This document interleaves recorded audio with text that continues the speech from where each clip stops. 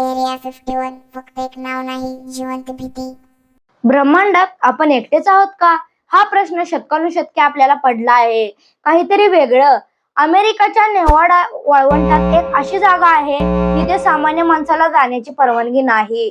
नकाशावर ही जागा अस्तित्वात आहे, पण तिथे नक्की काय चालतं हे कोणालाच माहित नाही. ही जागा म्हणजे एरिया 51.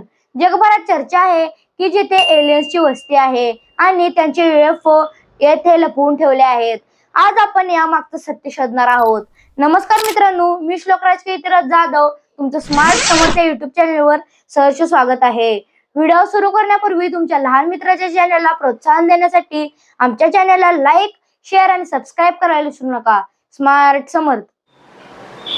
मित्रांनो, 1989 मध्ये बॉब लझार नावाच्या व्यक्तीने खळबळजनक दावा केला.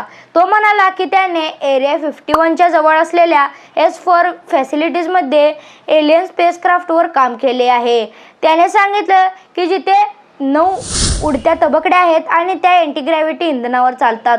तेव्हापासून लोकांना वाटू लागले की येथे फक्त विमाने नाहीत तर प्रग्रहावरील पाहुणे राहतात. असं म्हणलं जातं की 1947 मध्ये रोझवेल मध्ये जे UFO कोसळलं होतं त्याचे अवशेष आणि एलियन्सचे मृतदेह याच ठिकाणी आणून त्याच्यावर प्रयोग केले गेले होते. कित्येक लोकांनी या परिसरात आकाशात विचित्र दिवे आणि हवेत न थांबणारी विमाने जातेली पाहिली आहेत व त्याचा दावा देखील केला आहे. काय खरेच तिथे एलियन्सची वस्ती आहे की हे फक्त रशिया आणि चीनला घाबरवण्यासाठी पसरलेले एक गुपित आहे?